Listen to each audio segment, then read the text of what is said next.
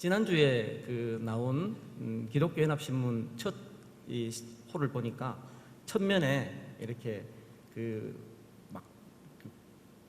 그게 아침 장면이죠. 이렇게 배가 울산항이라고 이렇게 적혀 있던데요. 배가 이렇게 만선으로 이렇게 들어가고 있는 그런 장면을 찍어 놓은 게 있었습니다. 만선 어부들이 그러니까 배에 가득 차도록 고기를 잡았다는 말입니다. 이 만선은 실제로 물고기를 잡는 우리 어부들뿐만 아니라 우리 영적 어부들인 저와 우리 목사님들도 바라는 것이 이 영적 고기잡이에서 만선이 되는 것이라 생각합니다. 아멘. 예. 그런데 모두가 다 이렇게 만선이기를 원하는데 2000년 전 어느 날 유대 갈릴리 호수에서도 만선을 꿈꾸는 어부들이 고기잡이를 했는데 배 두 척에 나누어서, 그러니까 배 두 척에 나갔다는 것은 그만큼 고기가 많을 거라 예상했던 것 아닙니까? 밤새도록 고기를 잡았는데 고기잡이는 했는데 고기를 한 마리도 못 잡았어요. 정말 그날 밤은 이상한 밤이었습니다. 피라미 한 마리도 못 잡고 공친 날입니다. 제 말이 아니라 성경에서 한 마리도 못 잡았다고 그랬어요. 그중 한 배는 시몬의 배였습니다. 밤새 허탕을 치고 그물을 싣고 있는 시몬에게 한 분이 다가오셨습니다. 그분은 예수라는 이름을 가진 분이었습니다. 뜨거운 무언가가 그 속에 일지 않았으면 그랬을 리가 없지요. 예수님께서 깊은 데로 가서 그물을 내려 고기를 잡으라. 그럴 때 시몬은 선생님, 주님이 아니죠, 아직까지는. 선생님, 우리들이 밤이 새도록 수고하였으되 잡은 것이 없지만은 말씀에 의지하여 내가 그물을 내리리이다. 이렇게 순종하고 있습니다. 그 결과는 대박이었습니다. 대박.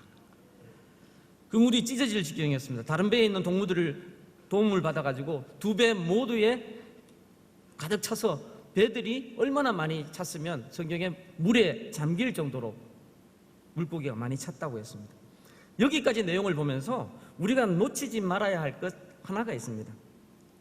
나면서부터 뱃사람으로 자랐을 이 시몬, 이 갈릴리 호수라면 눈을 감고라도 고기를 진짜 몇 마리는 건져 올릴 것 같은 이 시몬, 이 고기잡이 전문가 시몬이 그날은 어떻게 그렇게 피라미 한 마리도 못 잡고 공을 쳤을까 하는 그런 사실입니다. 목사님, 저는 그것이 바로 하나님의 섭리였다고 믿습니다. 아멘.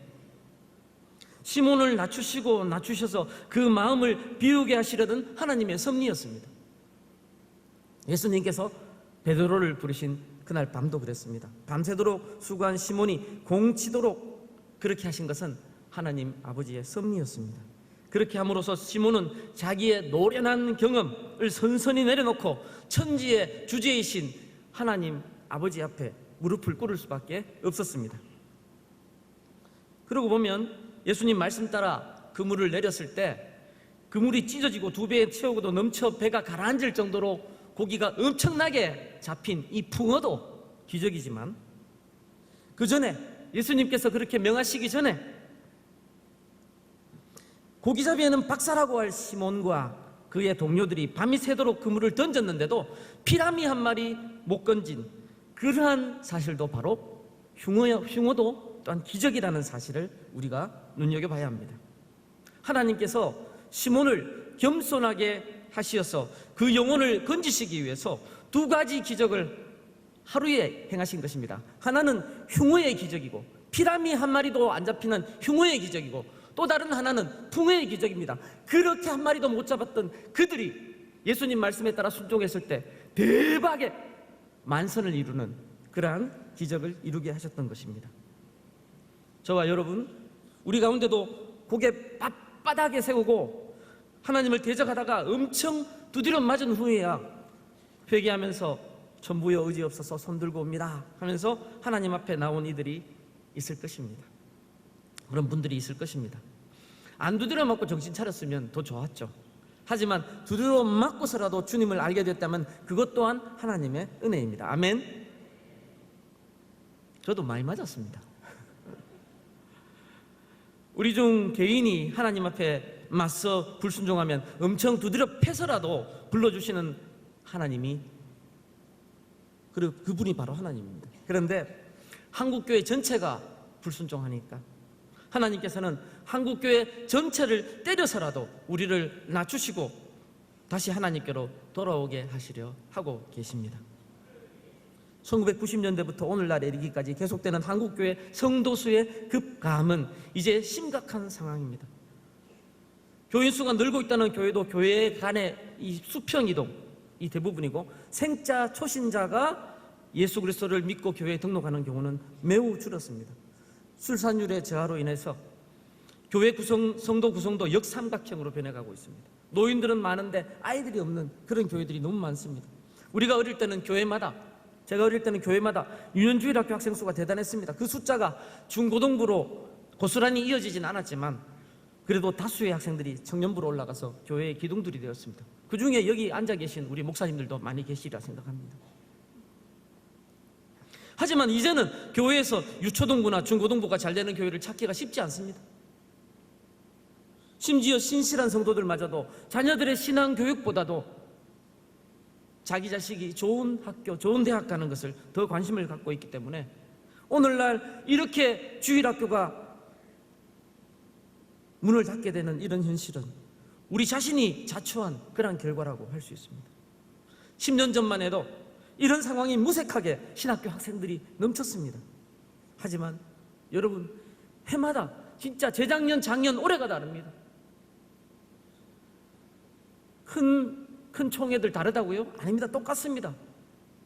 어제 이미 총회장 목사님께서 말씀하셨지 않습니까? 쉬쉬합니다. 너무너무 줄어들고 있습니다. 이제 우리 모두는 신학교 지원자 수의 급감을 실감하고 있습니다. 우리나라의 교회 수가 엄청나고 목회자 수가 엄청난 상황인데도 신자 수가 급감하고 그에 따라 신학교 지원자 수도 급감하고 있는 한국교회, 이런 상황은 한마디로 말해서 영적 흉어의 기적이라고 할 수밖에 없습니다. 하나님께서 우리를 낮추시고 겸손하게 하셔서 다잡을 작정으로 치시는 것이 아니라면 지금 이 상황을 설명할 길이 없기 때문입니다. 그렇다면 이제 우리 한국교회가 어떻게 해야 합니까? 답은 이미 알고 있습니다. 성경으로 돌아가야 합니다. 하나님 말씀인 성경으로 돌아가야 합니다. 시몬은 예수님 말씀을 듣고 은혜를 받은 후에 그 예수님 말씀에 즉각 순종했습니다. 선생님, 우리들이 밤이 새도록 수고했을 때 잡은 것이 없지만 말씀에 의지하여, 아멘, 말씀하신 그대로 순종한 겁니다. 말씀에 의지하여 내가 그물을 내리리라 하면서 말씀에 순종했습니다. 이와 유사한 일이 500년 전 종교개혁자들 가운데 일어났습니다. 중세말 로마 가톨릭 교회가 전통과 교황의 권위를 하나님 말씀인 성경보다 더 위에 두는 잘못을 범함으로 교회가 부패 타락했을 때 종교개혁자들이 한 일은 성경으로 돌아가는 것이었습니다. 종교개혁자들은 성경을 바탕으로 한 신앙 원리를 제시했습니다. 그것이 바로 우리 개혁주의 생명 신학이 공유하고 있는 개혁주의 5대 표, 5대 솔라입니다. 우리 믿음의 근본은 어디입니까? 성경입니다. 그래서 오직 성경. 우리가 믿고 구원하게 하는 우리의 구원자는 누구십니까? 오직 그리스도. 아멘. 우리가 우리의 행위로 구원받습니까? 그렇지 않습니다. 우리의 믿음으로 구원받습니다. 그래서 오직 믿음. 내가 무엇 해놓은 나의 공적으로가 아니라 하나님의 은혜로구나. 믿음조차도 하나님의 은혜로구나. 오직 은혜. 그러니까 영광 받으실 분은 우리 누구도 아니고 교황도 아니고 오직 하나님 한 분뿐이시다. 오직 하나님께 영광. 이게 5대 솔라입니다. 아멘. 우리 개혁주의 생명신학도 동일하게 고백합니다. 5대 솔라로 요약할 수 있는 종교개혁자들의 신앙을 계승한 신학을 개혁주의 신학이라고 합니다. 혹은 개혁신학이라고 합니다. 개혁주의 신학에 대해서 먼저 개혁주의 생명신학을 우리가 알기 위해서는 목사님들이 잘 아시지만 제가 기본적인 것을 다시 한번 살펴보겠습니다. 개혁주의 신학이 뭔지 한번 적고 그 다음에 개혁주의 생명신학으로 가야 됩니다. 우리 거로 와야 됩니다. 개혁주의 신학은 성경 말씀에 비추어 보아서 잘못된 것은 바로잡고 올바른 것은 계승한다. 이게 개혁신학입니다. 아멘. 쉽지요? 개혁신학은 성경 말씀에 비추어 보아 잘못된 것은 바로잡고 올바른 것은 계승한다. 아멘. 얼마나 좋은 신학입니까? 그러니까 세상에 개혁신학만큼 좋은 신학이 없습니다. 아멘? 긴장하지 마십시오. 우리 개혁주의 생명신학이 더 좋으니까. 개혁주의 신학만큼 좋은 신학 없습니다. 아멘? 왜? 성경대로 살자는 거니까. 그런데 개혁주의 신학이 이렇게 좋은 신학이라면 왜 개혁주의 생명신학이 필요합니까? 개혁주의 생명신학은 개혁주의 신학과 다르지 않습니다. 동일한 신학입니다. 하나님 말씀에 우리도 똑같습니다. 하나님 말씀에 비추어 보아서 잘못된 것은 바로잡고 올바른 것은 개성하는 신학입니다. 개혁주의 생명신학은. 아멘. 그러면 차이가 무엇입니까? 차이가 없습니까? 차이를 설명하기 위해서 우리의 문제를 보면 됩니다. 오늘날 개혁주의 신학이 혹은 개혁주의 신학을 표방하는 사람들이 5대 솔라를 강조하면서도 실제로 삶 속에서는 실천하지 않음으로, 못함으로 생명력을 잃어버린 겁니다. 무슨 생명력을요? 예수 그리스도의 생명이 개혁주의를 표방하고 부르짖는데 가르친다고 하는데 예수 그리스도의 생명이 그 속에 없는 것입니다. 이게 문제입니다. 하지만 개혁주의 생명신학은 이 개혁주의 신학에 예수 그리스도의 생명을 회복시키는 실천 방법, 실천 방안을 가지고 있습니다. 아멘? 그것이 바로 개혁주의 생명신학 7대 실천 운동입니다. 달리 말하면 개혁주의 신학에 예수 그리스도의 생명을 회복시키려는 실천 운동이 바로 개혁주의 생명신학입니다. 그런데 개혁주의 신학에 예수 그리스도의 생명을 회복시키는 것은 저나 우리 목사님들, 우리 자신, 나의 힘으로 됩니까? 안 됩니까? 안 됩니다. 못합니다. 개혁주의 신학을 부르짖는 분들은 왜 못했습니까? 자기 힘으로 하려고 했기 때문에 그런 건 아닐까요? 우리도 마찬가지입니다. 우리 힘으로 하려고 하면 저나 우리 목사님, 우리가 할 수가 없습니다. 우리도 할 수 없습니다. 우리 장종현 목사님께서 어제도 말씀하셨지만 그리스도가 내 안에, 내가 그리스도 안에 있을 때 가능합니다. 내 힘으로는 불가능합니다. 그래서 개혁주의 생명신학은 개혁주의 신학에 예수 그리스도의 생명을 회복시키는 방법을 7가지 실천운동으로 제시하는데 그것이 신앙운동, 신학회복운동, 회개용서운동, 영적생명운동, 하나님 나라운동, 나눔운동, 기도 성령운동입니다. 아멘? 개혁주의 생명신학은 그 실천이 복잡한 것이 아닙니다. 하나님 말씀에 비추어 봐서 잘못된 것은 고치고 올바른 것은 바로 잡으면 되는 것입니다. 갈릴리 호수의 흉어가 예수 그리스도의 말씀에 의지하여 믿음으로 그물을 내릴 때 갈릴리 호수의 풍어의 기적으로 나아갔듯이 지금 한국교회가 개혁주의 생명신학 7대 실천 운동을 통해서 예수 그리스도의 생명을 회복함으로 오늘날 한국교회의 영적 흉어가 영적 풍어의 상태로 전환되는 대반전이 일어나기를 기대합니다. 우리 백석총회에 속한 목사님들 모두가 개혁주의 생명신학 7대 실천운동에 즐거이 매진함으로 우리가 속한 가정은 물론이고 교회와 선교 현장에까지 그 물이 찢어지고 온배가 가득하여서 물에 잠길 정도의 영적 풍어의 기적이 일어나기를 소망합니다. 여기에 함께한 우리가 바로 이 영적 풍어의 기적의 주역이 되기를 간절히 바랍니다. 첫째 운동 설명합니다. 첫째 운동은 신앙운동입니다. 이제 아시겠죠? 첫째 운동이 뭐라고요? 신앙운동입니다. 오늘날 포스트 마던 시대라고 얘기합니다. 포스트 마던이라는 말은 마던이란 말이 현대, 근대라는 말입니다. 현대가 지나갔다는 말입니다. 2000년을 지나가면서 사람들이 이런 말을 쓰기 시작했습니다. 근데 현대가 지나간 이 시대를 포스트 마던 시대라고 하는데 이 포스트 마던 시대의 특징에 대해서 학자들이 뭐라고 얘기했냐면 여러 가지를 내놓는데 그 중에 공통적으로 내놓는 게 뭐냐면 절대가치의 부정입니다. 오늘날 우리는 절대가치와 불변의 진리이신 하나님, 창조주 하나님을 고백하기는커녕 하나님의 살아계심도 믿지 않는 시대를 살고 있습니다. 그러다 보니까 시대의 흐름 속에서 마냥 방황하고 있습니다. 하지만 우리가 사람답게 살 수 있는 길은 우리를 지으신 창조주 하나님을 믿으며 사는 것입니다. 아멘. 하나님을 믿으려면 하나님을 알아야 하는데 우리가 어떻게 하나님을 알 수 있습니까? 바로 성경을 통해서 성경이 가르쳐 주시는 하나님을 알 수 있습니다. 아멘. 우리 믿음은 성경을 믿는 데서 출발합니다. 우리는 하나님을 믿습니다. 그런데 하나님 믿는다고 해서 여러분 헷갈리면 안 됩니다. 하나님 믿는다고 하면서 이단들도 많고 엉뚱한 인간들이 많습니다. 우리와 다른 하나님을 하나님이라는 이름으로 믿는 인간들도 많이 있습니다. 다른 종교 중에도 그렇습니다. 무슬림 같은 경우에 알라를 자기 하나님이라 합니다. 잘못 알고 있는 거죠. 우리는 여호와 하나님을 하나님으로 믿습니다. 아멘. 성경이 가르치는 하나님을 믿습니다.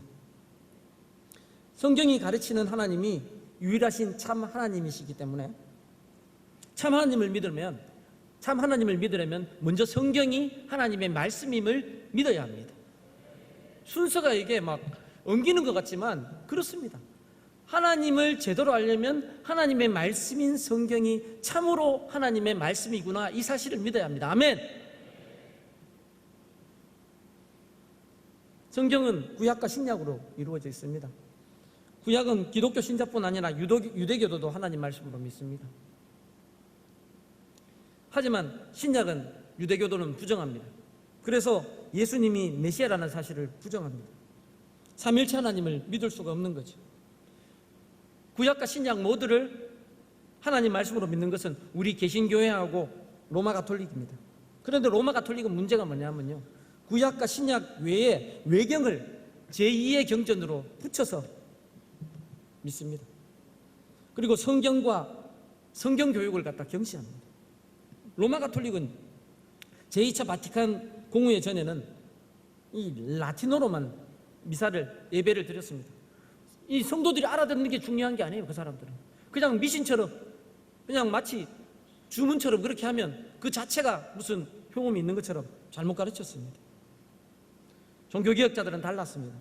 지역 언어로 알아들을 수 있는 말로 예배를 인도하고 설교를 했습니다. 그리고 자기들의 말로 성경을 번역하기 위해서 애썼습니다. 성경은 왜 그렇게 했을까요? 성경이 바로 하나님의 말씀이고 하나님의 말씀을 읽는 그 자체가, 아는 그 자체가 능력이 있다고 믿었기 때문에 그렇습니다. 아멘. 그런데 개신교도라고 해서 여러분 다 같은 개신교도가 아닙니다. 17세기에 합리주의적 계몽사조는요, 인간을 만물의 척도로 삼았습니다. 인간의 이성을 잣대로 모든 것을 비판합니다. 심지어 하나님의 말씀으로 우리가 믿고 고백하는 이 성경마저도 그들은 자기 생각대로, 자기 이성의 잣대로 비판하고 난도질합니다. 성경을 난도질하다 보니까 성경에 하나님의 말씀도 있고 윤리적이고 도덕적인 그런 말씀들은 하나님 말씀이고, 기적이나 그 다음에 자기 이성으로 이해되지 않는 것들은 하나님 말씀 아니라고 하는 거예요. 누가? 자기가, 신학자가 그 자신이, 자기 자신이 하나님이 되어서 하나님의 말씀을 평가하고 난도질하고 있는 겁니다. 이게 여러분 이 자유주의 신학과 이 잘못된 이 개신교라고 이름을 걸고 있는데도 그런 경우가 있습니다. 우리 백석총회는 성경을 하나님의 말씀으로 믿고 고백합니다. 아멘. 디모데후서 3장 16절 말씀대로 모든 성경은 하나님의 감동으로 된 것으로, 하나님의 성령님의 영감으로 된 것으로 교훈과 책망과 바르게 함과 의로 교육하기에 유익하다고 우리는 고백하고 믿습니다. 아멘. 하나님의 말씀입니다. 성경은 이 믿음이 가장 기본이 되는 겁니다. 그래서 오직 성경입니다. 오직 성경. 5대 솔라의 첫 번째가 오직 성경인 것은 바로 그 이유입니다. 이 성경을 하나님 말씀으로, 온전한 하나님 말씀으로, 절대무오한 정확무오한 하나님 말씀으로 믿지 않으면 올바른 신앙을 가질 수가 없는 것입니다. 그래서 우리 신앙운동은 뭡니까? 바로 7대 실천 운동 중에 첫 번째 운동인 신앙운동은 성경만이 우리 신앙과 삶의 유일한 표준임을 믿고 개혁주의 신학을 개성하는 운동이다. 왜 개혁주의 신학을 개성합니까? 개혁주의 신학이 다른 게 아니라 그랬거든요. 성경에 비추어 봐 잘못된 것은 바로잡고 올바른 것은 개성하는 것이니까 성경을 우리 삶의, 신앙과 삶의 유일한 표준임을 믿고 고백하고 개혁주의 신학을 개성하는 것이 우리 신앙운동입니다. 아멘. 신앙운동의 핵심은 그래서 성경이 답이다입니다. 일상에서 우리가 답이란 말은 두 가지 의미로 쓰죠. 하나는 시험 문제나 퀴즈에 답이라는 말도 있지만 여기서는 그런 의미가 아닙니다. 마땅히 걸어야 할 길, 답을 알고 있지 않느냐? 상담하러 왔을 때 그러잖아요. 답을 알고 있지 않느냐? 알고 있는데 우리 죄성 때문에 우리가 그걸 못 사는 거죠. 답을 알고 있습니다. 마땅히 걸어야 할 길. 오늘날 한국교회가 예수 그리스도의 영적 생명력을 잃어가고 있는 것은 생명을 살리는 복음적인 설교가 사라지고 있기 때문인데, 복음적인 설교가 뭡니까? 바로 성경을 가지고 말씀을 전할 때 나올 수 있는 설교가 복음적인 설교입니다. 십자가 부활을 더 이상 설교하지 않는 것이 오늘날 강단이 되고 있습니다. 왜 이렇게 되었습니까? 성경을 하나님의 말씀으로 믿지 않기 때문입니다. 앞서 계몽사조를 따른 이들이 인간 이성의 잣대로 성경을 제 마음대로 비판하며 난도질을 해버렸다고 했는데, 오늘날 우리 가운데도 이런 사악한 죄를 범하는 그런 사람들이 있습니다.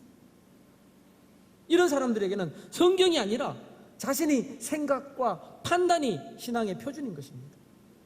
성경이 우리 삶의 유일한 표준이라는 가르침은요, 우리 각자가 예수 그리스도를 믿은 후에 가지고 있는 체험과 때때로는 어떨 때는 부딪히는 느낌이 올 수도 있습니다. 기도 중에 응답을 받았는데 이게 성경의 가르침과 이게 좀 배치되는 것 같아요. 그러면 우리가 어떻게 판단을 하는 것이 맞습니까? 여러분, 오늘날도 하나님께서 꿈이나 환상이나 음성을 통해서 우리에게 말씀을 주실 수 있습니까? 없습니까? 있습니다. 아멘. 하지만 그런 하나님의 말씀은 기록된 하나님의 말씀인 성경의 권위 아래에 있어야 합니다. 성경과 비추어 봤을 때 만약에 배치가 된다? 이것은 우리가 잘못 이해한 겁니다. 하나님의 이 뜻을. 그렇기 때문에 어떤 사람이 하나님의 음성을 들었다고 주장하는데 그것이 성경의 가르침하고 상충된다. 그건 문제가 있는 겁니다. 성경의 가르침과 일치한다. 그거는 맞아요. 그건 맞아요. 베드로서 1장 16절의 말씀처럼 사도 베드로는 변화산에서 주님의 크신 위엄을 봐서 예수님과 모세와 엘리야를 위해서 초막셋을 짓고 거기 머물기 원하는, 마치 찬송을 한다면 이 주님과 함께 머물러 있기를 원하나 이런 고백처럼 정말 극진한 그러한 체험을 했습니다. 하지만 그러한 이 베드로서 1장 19절에 뭐라고 그 입을 통해서 성령님께서 고백하게 하십니까? 또 우리에게는 더 확실한 예언이 있어 어두운 데를 비추는 등불과 같으니 날이 새어 샛별이 너희 마음에 떠오르기까지 너희가 이것을 주의하는 것이 옳으니라. 여기서 더 확실한 예언이 뭡니까? 그 당시에는 구약 성경이죠. 하지만 우리에게는 성경을 가리킵니다. 여러분, 성경은 단순한 역사 기록이 아니라 하나님의 말씀입니다. 그렇다면 나의 이 작은 이 체험, 그것이 성경 말씀보다 앞선다는 게 이 가당키나 하는 일입니다. 성경의 이런 가르침은 우리의 경험이나 체험이 아니라 바로 성경 말씀이 우리 삶의 유일한 표준임을 깨우쳐 주십니다. 사랑하는 동역자 여러분, 성경이 답입니다. 우리 신앙과 삶의 유일한 표준입니다. 오늘날 우리 한국교회는 중병에 걸린 환자처럼 생명력을 상실하고 신음하고 있습니다. 주일학교 학생 수는 점점 줄어들고 주일학교를 없앤 교회들도 얼마나 아픈 일입니까? 나오고 있습니다. 청년들은 생명력을 상실한 교회에 더 이상 못 있겠다 그럽니다. 대체로 교인들은 기도하기를 싫어하고요, 일부 목회자들 가운데는 새벽 기도회마저 없애려는 그런 경향도 있습니다. 한편 이단들은 어떻습니까? 기존 교회에 은밀히 침투해서 거짓 교훈으로 성도들을 혼란에 빠뜨리고 있습니다. 심한 경우는 교회를 통째로 접수한다고까지 합니다. 한국교회가 말씀과 기도에 전념하지 않고 이단들의 병행을 방관한다면 서방의 교회가, 서구교회가 생명력을 상실한 채 쪼그라든 것처럼 원존층과 소수의 청지않는 층만 있는 교회가 될지도 모릅니다. 우리 한국교회도. 한국교회가 위기를 극복하고 새롭게 되어 본질적 사명을 감당하기 위해서는 무엇보다 먼저 성경으로 돌아가야 합니다.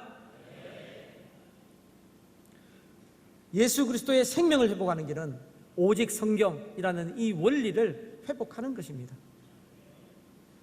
오직 성경의 원리를 회복하는 방법은 멀리 있지 않습니다. 신학교와 기독교 대학이 먼저 임무가 있습니다. 1980년, 어제 총회장 목사님께서는 말씀하셨지만 1980년 우리나라에 3년제 목회학 석사과정 MDB 석사과정이 도입되었는데요, MDB 과정이 개설되면서 해외에서 유학한 저와 같은 이런 신학자들이 들어오기 시작했습니다. 그 이전에는 목회자들이 성경 한 권만 부여잡고 하나님이 세미한 음성을 들으면서 듣고 그 말씀을 해주시라고, 그 말씀 내가 전하겠다고 그렇게 목이 쉬도록 기도했습니다. 하지만 지금은 성경을 붙잡지 않고 신학책, 주석을 붙듭니다. 이전에 우리 선배 목사님들은, 그리고 우리 가운데 많은 우리 선배 목사님들은 수십 번씩 성경을 읽고 기도하면서 하나님의 음성을 듣고자 몸부림쳤는데, 우리는 신학이 학문이 되어가지고 목회자들이 성경보다 신학 지식, 주석을 더 의지하는, 여러분 성경을 읽고 준비하는 것보다 주석을 읽는 시간이 더 많고 신학책을 읽은 시간이 더 많은 그런 목회자가 하는 설교가 어떻게 생명을 살릴 수가 있습니까? 하나님 말씀인 성경을 가르치기보다 내가 배운 지식인 이 지식을 전달하는데 마음을 쏟다 보니까 한국교회 강단이 새로운 것을 얘기하는데 생명력은 없는 거예요.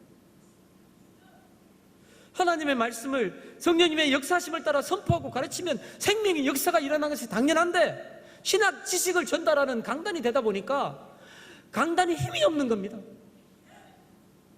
그래서 개혁주의 생명신학을 주창한 장종현 목사님께서는 신학은 학문이 아니다 라고 주장하신 겁니다. 말씀을 자의적으로 해석하는 일은 막아야 하기 때문에 건전학 신학 전통을 익혀야 합니다. 신학은 뼈대와 같은 거거든요. 하지만 뼈대만 있다고 살아있는 게 아니잖아요. 그건 뼈다귀잖아요. 이 마른 뼈가 이 생명력을 얻기 위해서는 성령님의 역사가 있어야 되지 않습니까? 그게 뭡니까? 하나님의 말씀과 성령님의 역사입니다.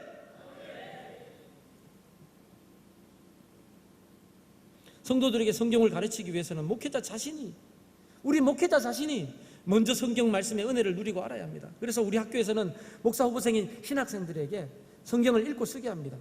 우리 한국교회 초기 목사님들의 경우에는 성경 읽기 쓰기가 따로 가르칠 필요가 없었어요. 왜? 그분들이 스스로 하고 있었으니까. 그런데 오늘날 신학생들은요, 신학책은 그렇게 의지하고 좋아하면서도 이미 성경 말씀은 안 읽고 성경 말씀은 뒷전으로 밀려고 그래요. 그러니까 우리 학교의 과목 중에는요, 성경 읽기와 필사도 있습니다. 무슨 중세시대도 아니고 성경 읽기와 필사가 있습니다. 왜요? 성경 말씀에 힘이 있다고 우리 믿기 때문에 그렇습니다. 아멘. 다른 학교들도 우리 학교와 비슷한 상황이나 더 악합니다. 악한 상황입니다. 그런데 다른 점은 우리 학교는 이런 현실을 정직하게 인정하고 10년 전인 2009년 2학기부터 성경 읽기와 쓰기를 정규 과목으로 편성했다는 것입니다. 그리고 그 당시에는, 그 전까지는 학부에만 교목 목사님들이 계셨는데 신대원에도 교목 목사님들을 드린 겁니다.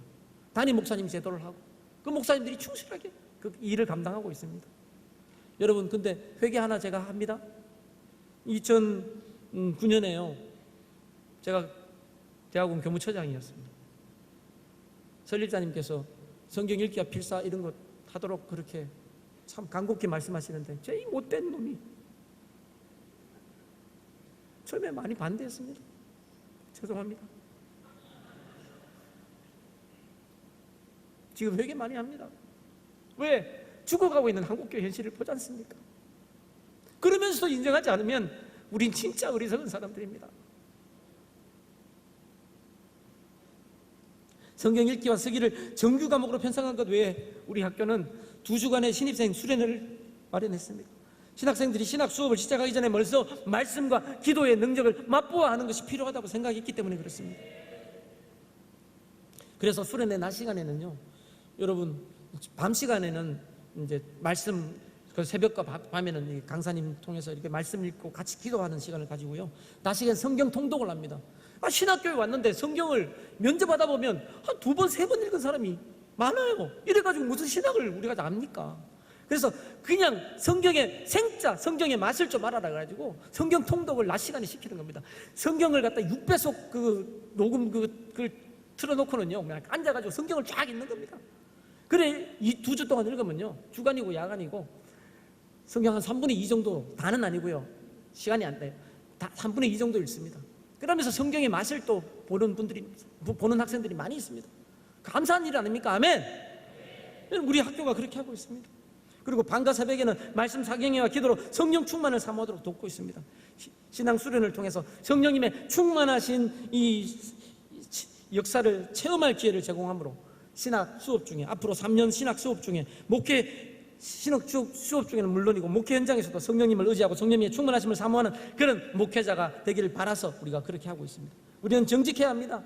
오늘날 한국 교회가 왜 피라미 한 마리도 못 잡는 이 영적인 흉어의 상태에 있느냐?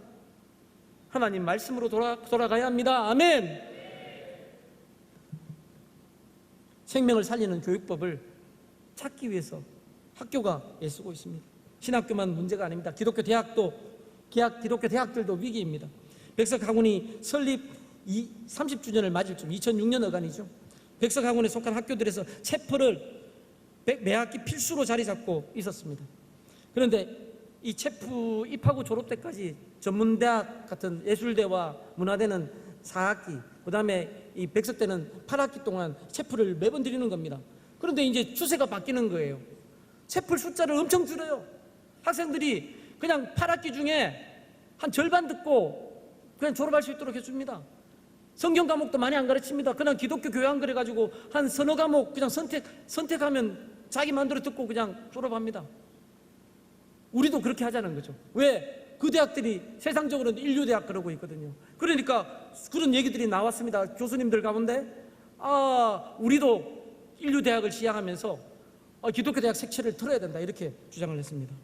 그럴 때 총회장님이신 장종현 목사님이 한 유명한 말씀이 있습니다. 내가 그렇게 하려고 그러면 내가 이 학교를 왜 하냐? 천안시에 기부하고 말지. 말씀 전하기 위해서 학교 생활.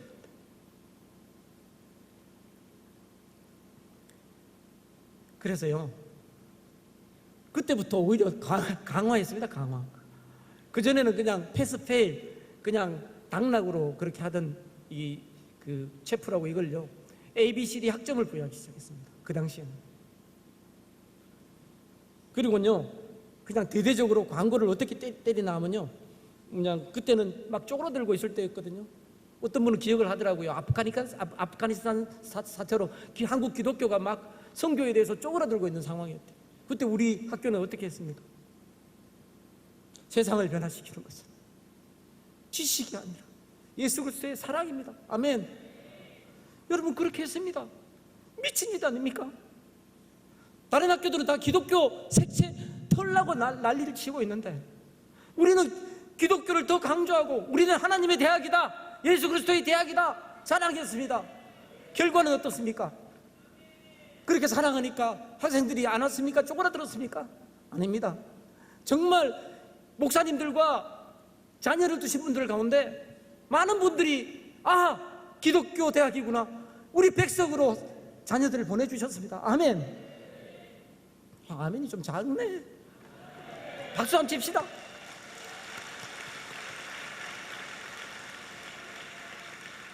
여러분 기독교 대학도 마찬가지고 신학교도 마찬가지입니다.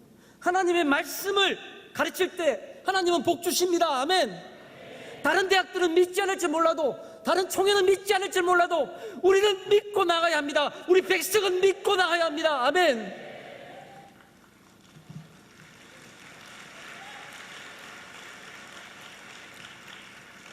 그 다음에 많은데 좀 건너뛰어야 되겠어요. 그 중요한 부분으로 갑니다. 그래서 우리가 성경을 읽고 여호와의 율법을 즐거워해서 그 율법을 주야로 묵상하고 그 다음에 꿀과 송이꿀보다 더한 이 말씀을 사모해야 되는데 이 말씀을 읽음만 가지고는 안 되잖아요. 기도가 같이 가요. 기도. 이 부분 얘기하면 제가 강의를 하면서도 힘이 빠집니다. 왜? 제가 기도가 약하잖아요. 학교 옆에 제가 사는데 새벽 기도를 매일 못 가가지고 꾸중을 들었지 않습니까? 힘들더라고요 진짜. 그래서 제가 잔머리를 굴렀습니다. 우리 대학교에는 기도가 주, 월, 화, 수, 목, 금인데 토요일 빼고 다 새벽 기도가 있는데 제가 이런 얘기를 왜 하지? 근데 주일은 오후 우리 예배 드리니까 제가 그 다음에 화요일에는 교직원 채플이 있고 신대원 주야간 채플이 있습니다. 3번 채플이 있으니까 빼고, 목요일은 백석신학도 주야간 채플이 있으니까 빼고, 그래서 주, 화, 목 건너뛰고 월, 수, 금만 가자 이렇게 제가 생각을 했어요. 그래서 제가 이름하여 봉당봉당이라 제가 이름을 붙였습니다. 한 학기 그러다가 총 회장님한테 죽을 뻔했잖아요. 봉당봉당이 뭐냐고. 믿음이 없는 거예요. 제가 믿음이 없습니다. 그런 저지만 우리 총 회장님께서 말씀하신 이 말씀은 진짜 다가옵니다. 목회자로서 뿐만 아니라 신학교수로서 신학생으로서 말씀을 전하기 전에 주석이나 신학책을 1시간 읽으면 성경은 그 2배는 읽어야 안 되겠냐. 그리고 기도는 3시간 해야 안 되겠냐. 처음에는 저는 잘못 들어가지고 모든 신학책을 읽을 때마다 2배로 성경 읽고 3배로 기도해야 되는 줄 알고 이거 어떻게 하지? 내가 그 강의 준비하려면 신학책 좀 읽어야 될 시간이 있는데 그거 10시간 읽고 나면 성경 20시간 그 다음에 기도 30시간 해야 되는데 못 자잖아요. 그러면 가만히 보니까 말씀 준비하기 전에 그 얘기했어요. 그러고 나니까 정말 맞습니다. 왜? 우리는 말씀 준비하면서 자꾸 신학책이나 주석을 의지합니다. 그러면 그것은 그 주석가의 말은 될지 몰라도 내 속에 성령님이 역사하셔서 내가 소화한 말씀이 안 되는 겁니다. 그러니까 기도해야 합니다. 말씀이 나의 말씀이 돼서 먼저 내 속의 말씀이 살아 역사할 때 이 말씀을 나눌 때 성도들이 은혜를 받는 겁니다. 그래서 정말 1, 2, 3의 의미가 있는 거죠. 그럴 때 성경은요 정말 우리의 전공서적이 될 수가 있습니다. 왜? 주석은 누굽니까? 한참 피라미드를 아닙니까? 성경은 누가 쓰셨습니까? 성령님이 쓰셨죠. 하나님의 영이. 아멘. 기도할 때 성령님의 영이 직강을 하잖아요. 직강. 저자 직강을 들으니까.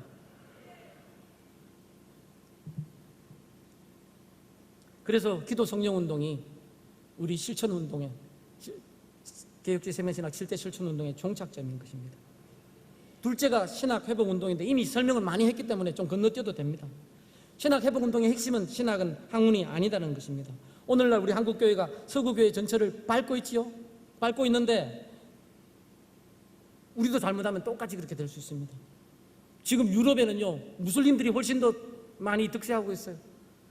말만 복음을 전해준 것이지 유럽은요 무슬림들이 나라가 되고 있는지 몰라요.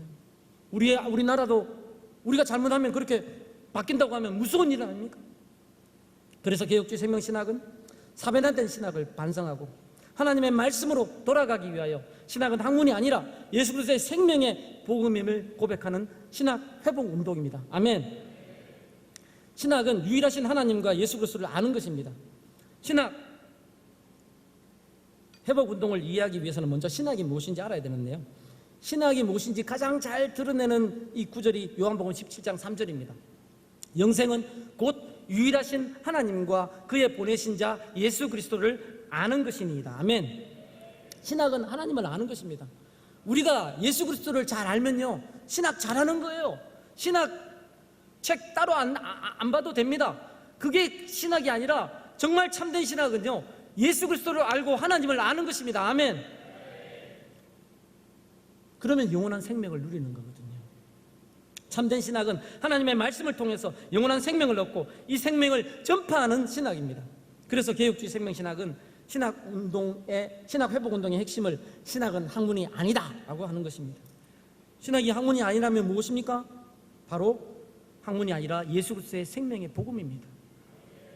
신학은 학문이 아닙니다. 학문은 원래 우리가 일반적으로 학문이라는 것은 인간 이성의 활동을 갖다 체계적으로 정리해 놓은 게 학문이지 않습니까?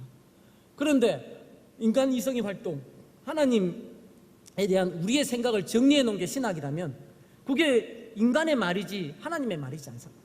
말이 아니잖아요. 근데 신학이라는 그 용어는요 테올로기아라는 이 말이 이 그리스 말 아닙니까? 헬라어죠. 그런데 이게 신학자들이 만든 용어가 아니에요. 플라톤 철학자 플라톤이 쓰고 그 제자 아리스토텔레스가 썼는데 테올로기아가 테오스 하나님이라는 테오스하고 로기아 이 말씀 이 두 개가 합해진 거죠. 그러니까 이 하나님 말씀도 되지만 하나님에 대한 말도 되는 겁니다. 이 말 자체로. 그러니까 어떤 면에서는 그 플라톤이나 아리스토텔레스는 그런 뜻으로 쓰지도 않고 신화 같은 그런 데 썼지만 하나님에 대한 인간의 말을 갖다 신학이라고 그렇게 얘기하는 인간들도 있다는 겁니다. 하지만 우리의 신학은 그래서는 안 되는 겁니다. 신학이 말로는 하나님에 대한 말도 되지만 물론 우리가 하나님에 대해서 설명할 수 있죠. 하지만 궁극적으로 생명을 주는 말씀은 우리가 하나님에 대해서 말한 것이 아니라 하나님께서 우리에게 말씀하실 때 능력이 있습니다. 아멘. 거기에 생명이 있습니다. 아멘. 그래서 우리가 신학을 인간이 하나님에 대해 말하는 것으로 이해하는 사람들에게 신학은 학문입니다. 하지만 하나님을 알고 하나님을 사랑하고 하나님을 즐거워하는 그 하나님을 알아가는 그 자체를 신학으로 제대로 아는 사람들에게 이 신학은 학문이 아닙니다. 여러분, 논리와 체계로 만드는 것이 그렇게 중요합니까? 제가 이런 생각할 때 제일 저는 쉽게 이해가 되는 게 사람에 대해서도 우리가 논리와 체계로 예를 들어서 어떤 사람을 인격적으로 안다는 게 뭡니까? 여러분, 인격적으로 안다. 누군가를 인격적으로 안다는 게 어떤 겁니까?